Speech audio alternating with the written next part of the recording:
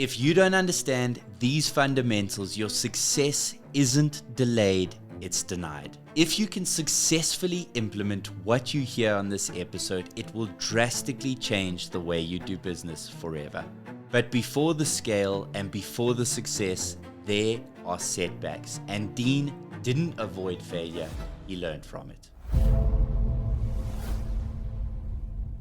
Dean, over the last 5 years, how much has Xpand IT grown? Jade, it's been incredible. If you look at our team itself, we've gone from 20 to 40 plus people. That's an incredible amount of additional skills that's been brought to our team. If you look at our client base, we have grown substantially in terms of being attractive to new customers and bringing new customers on. But not only that, we've also, in a way, started competing against some of the really big players in the market. And we are, I believe, a force to be reckoned with. We are winning business in an enterprise environment where we weren't winning before.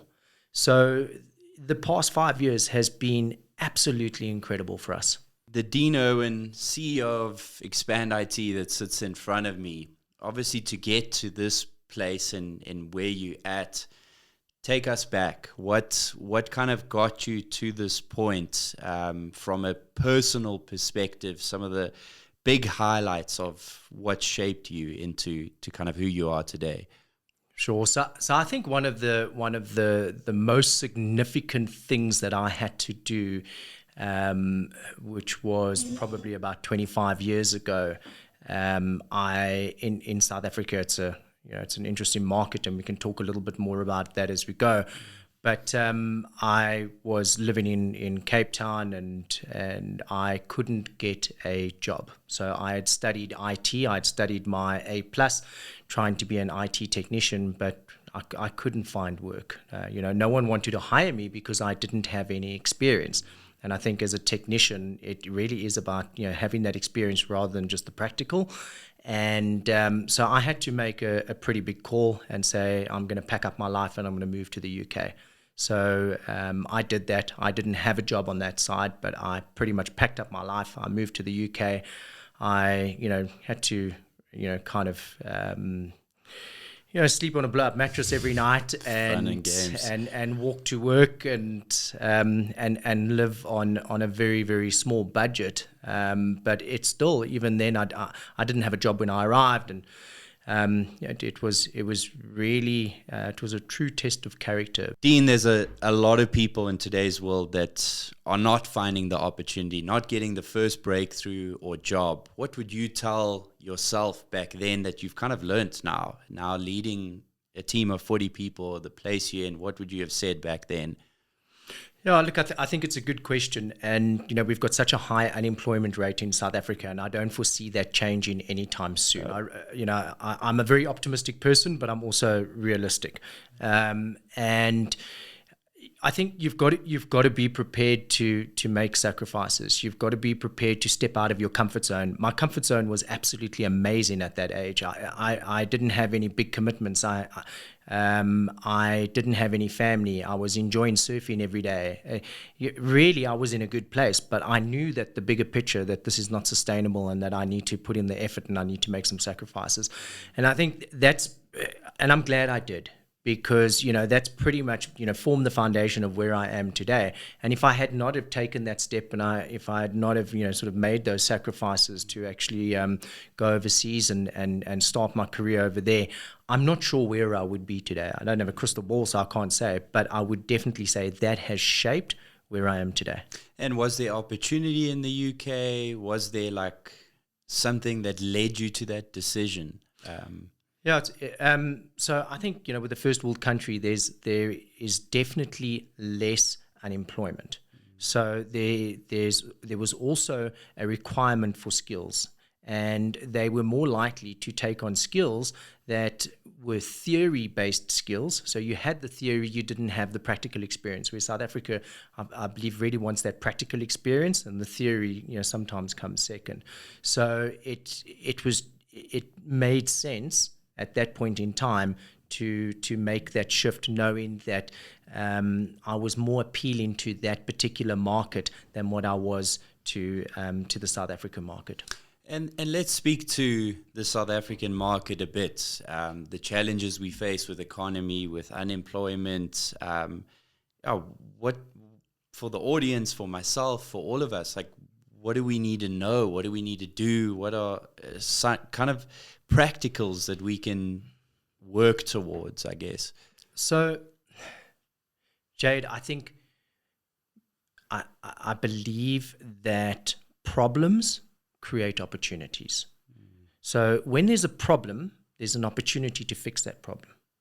And that's where I believe there's so much opportunity in South Africa for South Africans, because we do have a lot of problems. Let's be honest. We have so much to be grateful for. We have incredible weather. We have incredible culture. We have diversity, all these wonderful things. But, there are a lot of problems, and we do need to address those problems. But with problems come opportunities. And I think it's about trying to identify those problems and then create a solution towards that. And that's where innovation happens. And I think there's so much innovation opportunity in South Africa. It becomes more difficult in a first world country because there are a lot of those problems. And I think, going back, talking about that we have, a high unemployment rate in South Africa, what that means as an entrepreneur or a business owner is that you have access to all of this talent. And so there's really where the opportunity lies, is that you're not going to struggle to find people. It might be a little bit more difficult. You get those people and you skill them up. So that's where the challenging part might be. But access to people that are looking for jobs is enormous.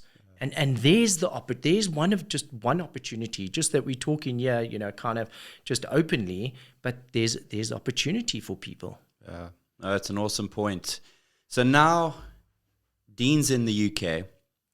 He's taken the sacrifice. What has that kind of led to? Where's the first breakthrough for Dean Irwin? So I think, just going back to that, it's about also realizing where you are and how quickly you can develop yourself and where you want to go. I was young at the time. I think I've always been entrepreneurial. I've always been hungry to succeed, and we can go into more of that later. But it's about also knowing when to make your move, where you're going to be able to grow more. So I jumped around a little bit in the UK to try and grab as much opportunity, as much learning as I possibly could whilst I was there for that period of time. And so I find myself, working in business development, kind of very, very hard, cold calling.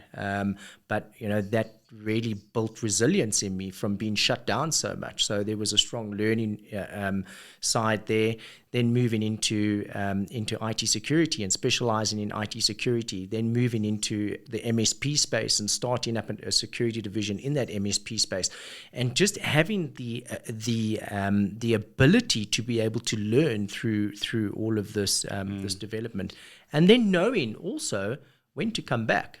I think that's also a very difficult one, because it was really, really good to me, but you are living in a temporary state of mind, because you know that your home is South Africa, your family's here, your friends are still here, and at some point in time, you need to say, when do I say I've gotten what I've needed to, and I'm moving back, and now I'm going to start, the next chapter. Take us, I've obviously growing up, you listen to a lot of these talks, conversations, people's sharing kind of their journey. And obviously that UK one is a lot of character stuff. Hindsight's great because we can look back and think, man, I learned a lot. I grew. That was worth it. The actual emotions in it, kind of for people to relate to, was there fear? Was there anxiety? Was there question, self-doubt? What were some of the emotions in that journey as you were in the UK alone? No family, no friends. yeah, just some insight into the personal you, what you went through. No, absolutely. I think, the biggest thing in life that I still stand by every single day is that we don't grow in our comfort zone. So when we step out of our comfort zone, that's when we grow. Getting onto that plane was the first time I was ever going overseas, and getting onto that plane on my own and arriving in a new country where I didn't, sort of know anyone. I must say I was fortunate. I did have two brothers that were there at the time. So, not completely alone. But it was still a massive step for me to do that. So it's really about taking yourself outside of your comfort zone, because that's where you're going to grow. You've got to, as an old saying, you've got to let go to grow. And unless you're going to let go, you're going to be stuck in that same mindset and you're not going to realize your true potential. Yeah.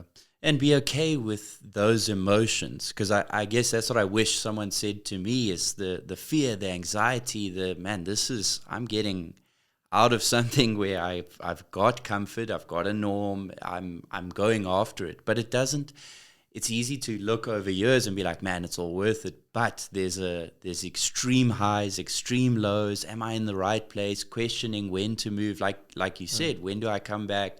Do I keep going here? Am I going to miss out on something? So I think all those emotions is part of it. And it's part of like what you're saying, that like just relentless pursuit of, I will grow, I will succeed, but I just can't stop. And I think also, Jade, like when you put yourself into a position where failure is not an option. Yeah, huge point. Failure doesn't come into play because it's not an option. Yeah. You cannot come back. You're there. You've put all your savings into getting there, and when you've got basically a month to live without a job, and when you pull the trigger, when you get to that month and you pull the trigger, you've failed. And you're coming back and you're starting again. When you are in that frame of mind, when you are in that position, failure does not become an option. And you talk about relentless. It is. It's just you will go to 10 interviews in a day if you can. You will speak to as many people as you possibly can. You will do whatever it takes to make sure that you succeed. And I think sometimes we see people that give up a little bit too quickly. Yeah. It is important knowing when to pull the plug in certain areas. I do agree with that. But sadly, I see some of the youth today pulling the plug very quickly because there's a safety net, because they know that they can fail. And when they know that they can fail, it's okay. I'll try something different. I'll move on. And let's speak a bit to the new generation, kind of the future of business or kind of early 20s, 30s, or even below listening.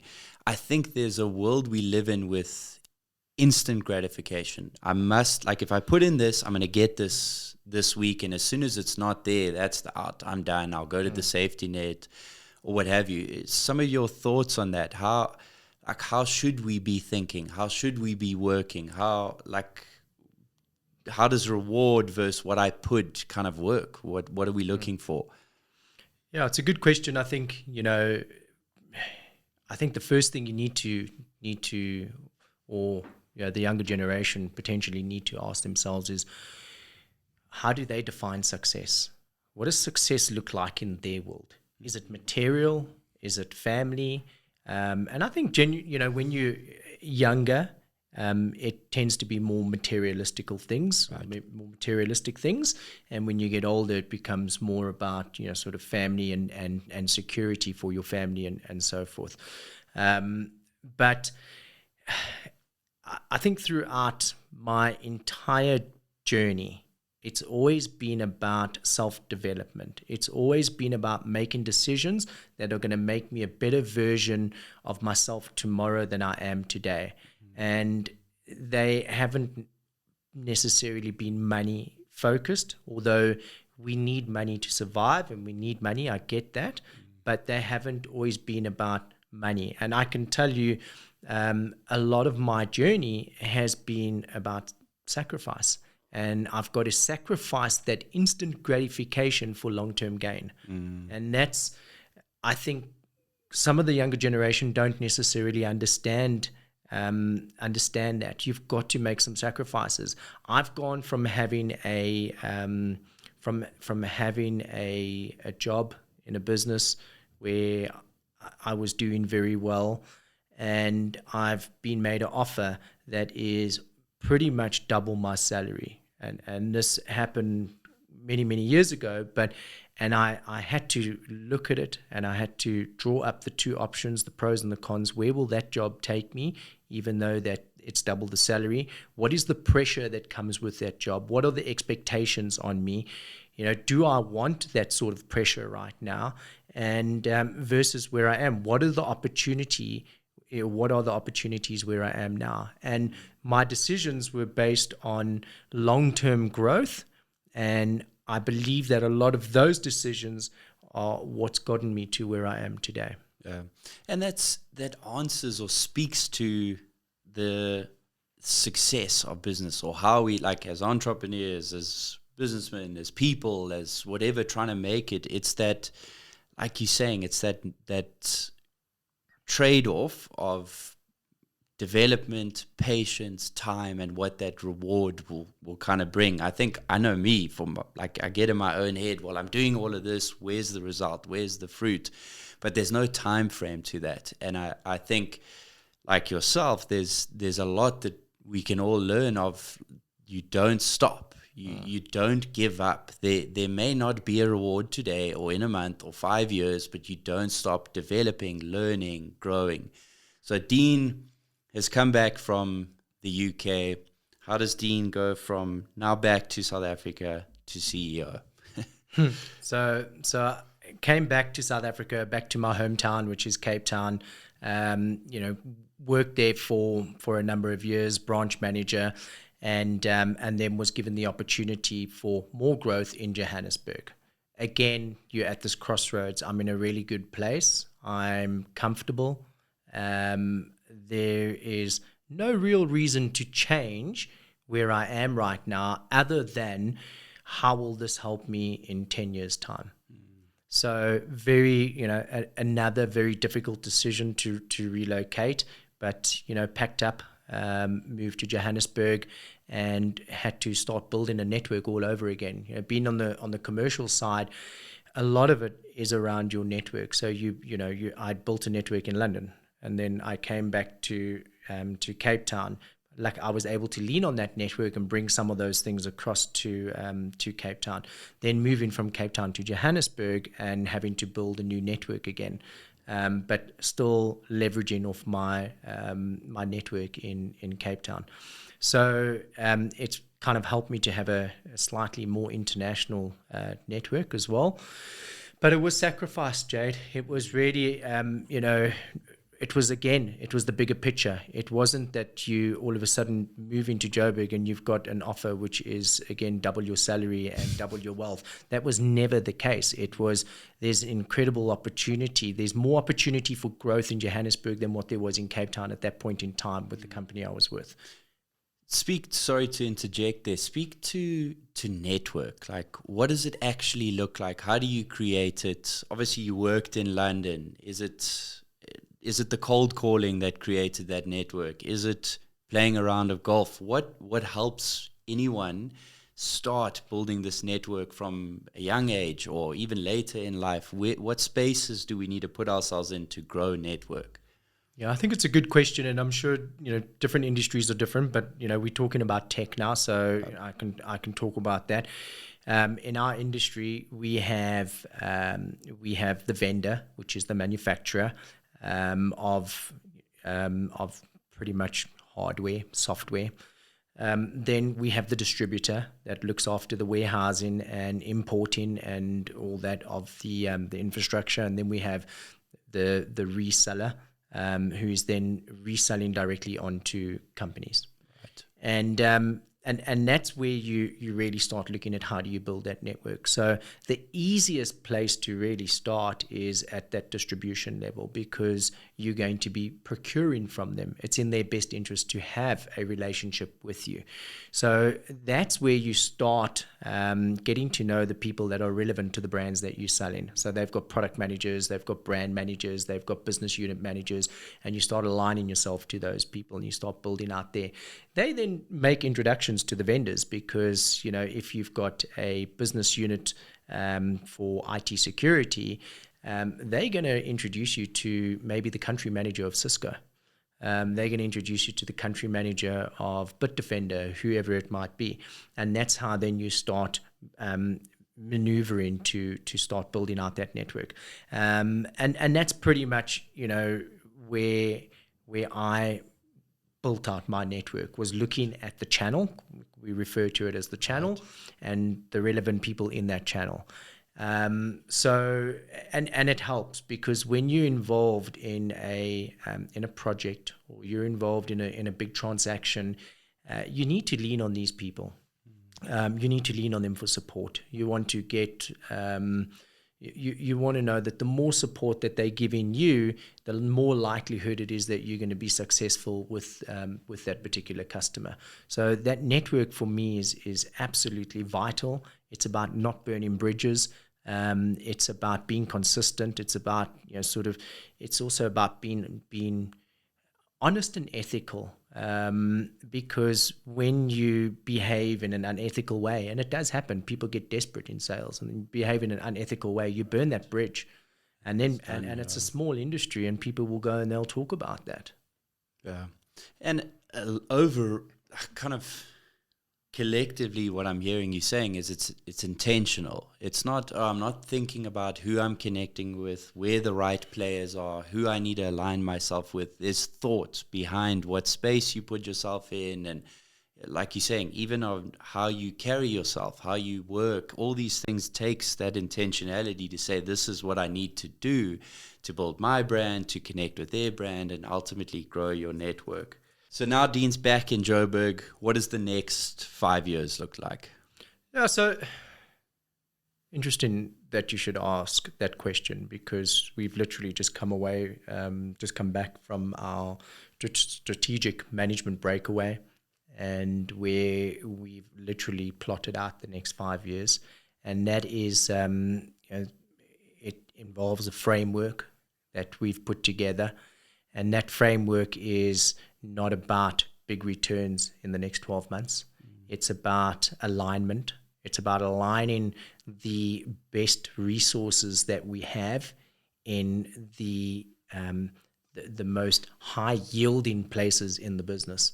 And I think over time, I've seen the movie play out many times, where you have someone with an incredible IQ, you have someone with incredible relationships, you have someone with the ability to learn, to adapt, and they're stuck doing these mundane tasks, and these repetitive tasks that maybe, Dean 25 years could have been doing. But, they haven't really had the opportunity to grasp, full responsibility where they can make a massive contribution. So it's really about looking at the structure of the business. It's looking at the people, making sure that our people are as effectively aligned as possible, and that all comes down to efficiencies. You want to have the best efficiencies that you possibly can in your business, and part of efficiencies is technology, and it's also people. So basically, we've had to look at that framework, and that framework consists of technology, it consists of people, it consists of processes, finance, all those things. And that framework is about yielding results over the next 5 years. It's not about yielding results in the next 12 months. Right. So it's putting everything in place with a 5-year mindset in place. So I think we're moving from Joburg was, I think the intention was temporary. And I think there's, from that aspect, and I'll come back to answering your question, but that was a temporary mindset for me. Moved to Joburg, move my career or elevate my career, elevate myself, and then maybe look at 5 years and moving back to Cape Town again. And it's been probably 12 years now that I've been in Joburg, and I'm now married with kids, and this is very much home to me. So there's a saying that says, set your goals in stone and your plans in sand. And the goal was always to progress my career and to make sure that I'm constantly moving forward. The plan was to move back to Cape Town in 5 years, but that plan has changed. That plan is now I'm here now. So you've got to be so careful that you don't set your plans in stone, because dynamics change. We live in South Africa. It's volatile, and things happen. And I think that's the cool thing about South Africans is we're resilient, but we hustle. We adapt to change quickly because that's what happens. And I think that's so. Plotting out those 5 years ended up becoming 12, could become 20. But I think ultimately at the end of the day, I'm still on my journey. I'm still moving in the direction that I want to be moving. My responsibilities have changed from a business point of view, where I was very much focused on the commercial side, the sales side, very much directly involved, very much involved in, if you want to call it the instant gratification, but it was very much around, generating revenue quickly, very much involved in every single opportunity. Whereas now it's about creating the environment and putting processes and people in place to now fuel that. So it's not and about long-term growth. So rather than almost, if you want to call it, sort of those short-term wins on the sales side, to how do we make sure that our structure and our policies and procedures and people are all best aligned to deliver over the next 5 to 10 years. Yeah. To dive a bit deep in that, now you CEO, what are some of the practicals that you implement, like you have to do or are crucial to you and the growth of your team in the future? What are some things practically that you do? So I think from a CEO role, for me, leadership plays a crucial part, and it's about alignment. I think that's the first thing is, once you understand what you want to achieve, you set your strategy for the business, and you want to make sure that all the stakeholders that are going to deliver on that strategy are aligned. And so that alignment is absolutely crucial, and it's about constantly staying in touch to make sure that we don't digress, that we don't lose momentum, keep the momentum going. Keep the energy going. Also, energy is two sides. There can be negative energy and there can be positive energy. We need to make sure that we are constantly working towards positive energy.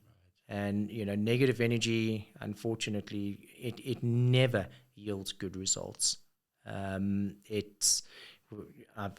seen it over the years, but where positive energy and good energy yields good results, it's good for everybody around the business. So I think the short answer is you have a strategy, you have a leadership team. You make sure that leadership team is aligned to the strategy. You build momentum, and you make sure that leadership team is then pulling the workforce below them and the teams below them to help achieve that strategy. And it's about keeping that momentum going all the time. Yeah. So you've obviously learned a ton in your journey, grown a lot, experienced a lot. None of this comes without failure. None of it comes without some sort of hardship or, as I say, the roller coaster of ups and downs. Speak to some of what that looks like, some of your biggest hardships or challenges that could be today or previously or what have you. Yeah, look, definitely failed along the way, but I still look at, I don't look at it as failure. I look at it as lessons. And you can choose to fail or you can choose to learn.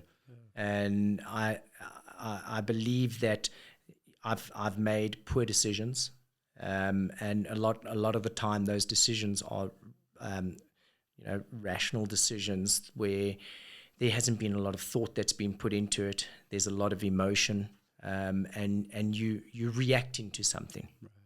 And and a lot of the time with those decisions, you can't necessarily go back and turn back the clock. It's done. But what you can do is, once you have had time to reflect and talk to yourself and say, how could I have done that differently? What could I have done differently that could potentially have yielded a better result? And that's where it's so important to be honest with yourself, because I think often we can pull the wool over our own eyes when we need to. And so it's about being honest with yourself, taking all those failures and learning from them. And when you find yourself in a situation or where you need to make big decisions, go back to those and say, what could I have done differently? How can I apply that to where I am right now? So I think that's pretty much from a failure point of view. We all fail. We all make mistakes. It's about not beating yourself up, but rather learning from them. And I think it's not, you don't, when you make a mistake once, it's fine. If you make a mistake twice, it's okay, as long as you learn from it. But if you're making a mistake 3 times, then I think you've actually got to slap yourself in the face and something's wrong. You know what? Like, I'm making the same mistake over and over and over. I'm clearly not learning from it. So what can I do to actually learn from this? Yeah.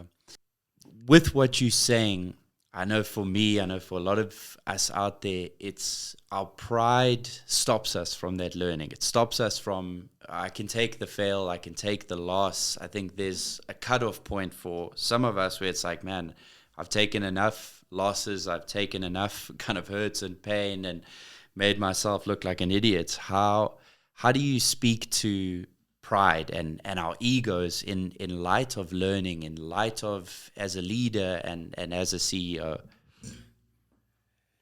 So I think one of the biggest things is, I spoke about not having the opportunity to fail, and you will succeed. But that does change sometimes in the business context. And when, because you are proud, you make decisions in business, and you make a decision to hire someone. And it can be a debate for a long period of time within your exco, but you've made a mistake, and you only realize that a couple of months down the line. You decide to start up a new department, and again, you've had these debates. You've sold it to the business, and later down the line, you realize that it wasn't the best decision. And that's where ego does come in, and that's where you've got to be able to put your ego aside. And I always go back to asking, whenever I need to make a very big decision, I always base it on what is best for the business. So whether it's bringing someone on board, whether it's starting a new division, whether it's doing anything, what is best for the business? And it's sometimes a very, very hard decision, and it's a hard place to be, because especially when you have people involved and you have emotions. And I think that it's about knowing when to cut your losses. Not every decision is going to be a profitable decision.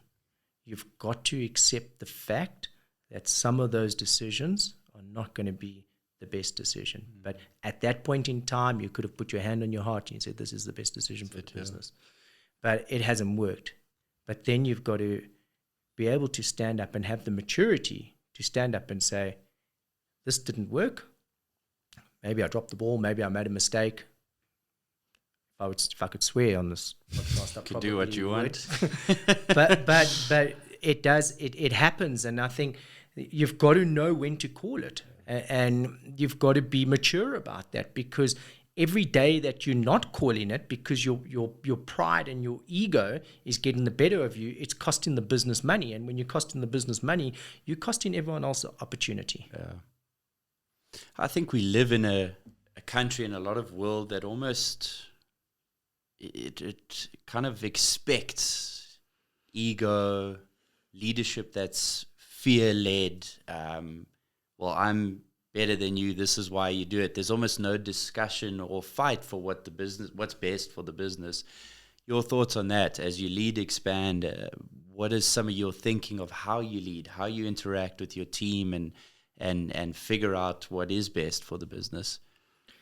So I think, you spoke about leadership, but I think there's almost two elements to that. And I've had some very serious debates on this over the years, where I firmly believe that there is a difference between managing people and leading people.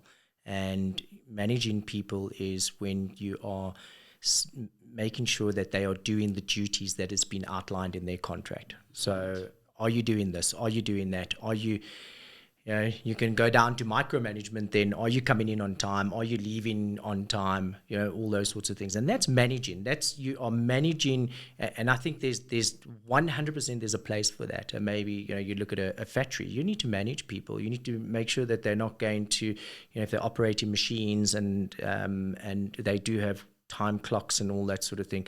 But, in our world, in the corporate world, I believe it's different. I think that leadership is more important. And the reason why I say that is because leadership is really about elevating people. It's about getting people to operate at their full capacity. And if you are managing someone, you're not giving them the ability to operate at their full capacity. Because when you operate at your full capacity, there's a high risk that you're going to make a mistake. Right. So, but when you're operating at, call it 80% of your capacity, you're operating in your comfort zone. But innovation doesn't happen there. Ideas don't come from there. Ideas around, improving efficiencies and things like that come from when people are comfortable to make a mistake and comfortable to learn new ways of doing things. And that, for me, is where it's vital to have a leadership approach as opposed to a management approach. A management approach is going to, it's going to suppress everything. You're not going to get innovation. You're not going to get people. You're never going to see people's true potential. Right. Because you're capping them. You're telling them where to operate at what level and what to do. Whereas when you're leading someone and they feel comfortable they can make a mistake because they know that you're not going to come down on them like a ton of bricks, then they're comfortable and they'll come and they'll talk to you and tell you, I've made that mistake. Okay, cool. What did we learn from it? And how can we implement that learning into some other things in the business to improve efficiencies or improve processes in other areas of the business? As we close here, Dean, we've spoken a lot about kind of 5-year increments, your journey getting to here. Where, for Xpand IT, what does the next 5 years look like for you and your team? So, Xpand IT's been around for 18 years. It's been run by absolutely incredible people. My predecessors have worked day in, day out to build an incredible business. And often I say, don't fix what's not broken. Right. But at the same time, we can't be stuck in a mindset to say that it's not broken and we can't make improvements and the landscape's going to be the same in 20 years' time. So we've got to stay on top of what's happening from a technology point of view. Obviously, there's a lot of hype. AI is like just spoken about, a lot. And I'm glad that this conversation hasn't even touched on it. Sorry that I've even brought it up, but but there's the security side of things. There's a lot happening in the technology side of things. And then there's also, the South African context as well. There's a lot happening in our political environment. And I think, a lot of people are opportunistic and could create some opportunity in certain areas. But we've got to make sure that, we stay agile. We've got to make sure that we're not afraid to make changes. We've got to make sure that if we are going to make changes, that we have everybody's buy-in. And that we keep the momentum going, and just make sure that, most importantly, we stay incredibly relevant to our customers and to potential customers out there. And that's very often the gauge is, if we're not growing, we're going back. That's always, my thing, because then inflation's eating you up. So we've got to stay relevant. We've got to be open to change. We've got to keep the energy levels high. We've got to motivate one another. We've got to believe in one another. And it's the people make up the business. It's really all about the people, having the right people that all believe in a shared vision and that are working towards that vision together. And that's always going to involve change along the way. To list out, all the changes that we plan over the next 5 or 10 years is not possible, just because the landscape changes. And unfortunately, as much as you want to be proactive, there are times that you're going to have to be a little reactive. Yeah. Dean, it's been an absolute privilege to have you on Behind the Stack, and just appreciate your time. Thank you for sharing your journey and so much insight with all of us. I know there's a lot that I personally will take away and implement that changes the way I do business. But thank you for sharing it openly, taking us through your journey and your time. No, well, the privilege is mine. So, I'm excited to be here, and it's always good to, sitting here talking about it. I haven't done that for such a long time, and it almost, kind of certain things ring true, and it makes you, reminisce and go back, and even now, I think after this, I'll go and think about a lot of the decisions that I've made and a lot of those things, and it almost brings it to the surface again, which is so important. So thank you for the opportunity. Thank you for having me on your show, and I wish you all the best with Behind the Stack as well, and I have no doubt that this is going to be a massive success for you. Dean, any final thoughts for the episode? Anything else you'd like to leave me, the viewers, with that maybe we haven't covered? Sure. Jade, I honestly believe that you are only as strong as the team around you. And I'm very, very grateful to have the team that I do. Work alongside the people that I do. I work alongside the most incredible minds who have the most incredible skills.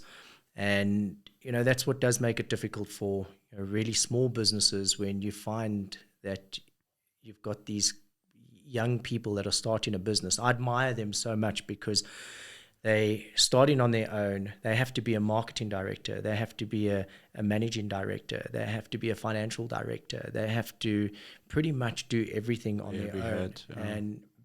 And I admire that so much. But I think, again, it plays to the South African aspect, is that's what truly makes South Africans remarkable. That's what truly makes South African entrepreneurs so Huge. good, because you know what? They've played in every single silo as they've built themselves up. So, when they become discouraged or despondent, they really need to think about that. They need to think about what this is making them into in the future. And that makes them into a force to be reckoned with. So, people. Have the right team. That's one of the, without the right team, I think, success is virtually impossible. Appreciate it so much. And I know I look forward to seeing more to come from you and Xpand IT. Thank you again. Thank you.